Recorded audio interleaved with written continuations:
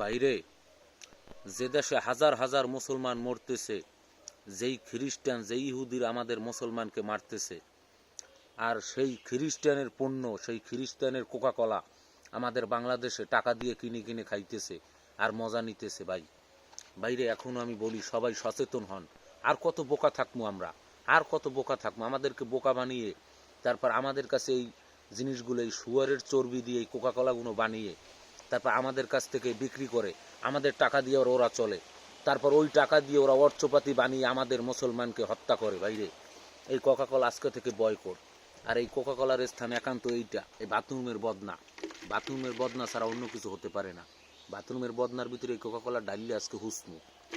সবাই এই কোকাকোলা আজকে থেকে বয়কট করো, এই কোকাকোলা টাকা দিয়ে কিনে খাবা না, তাহলেই দেখো ওরা খয়রাতি হবে। এই কোকাকোলার স্থান আজকে বাথরুমের বদনা। আজকে বদনায় ডাললাম, শেষ। এই যে দেখেন, বদনায় ডাললাম টাকা দিয়ে কিনে, তারপরে বদনায় ঢালিয়ে দিলাম। এই যে দেখেন, এই যে একবারে ঢালিয়ে দিলাম।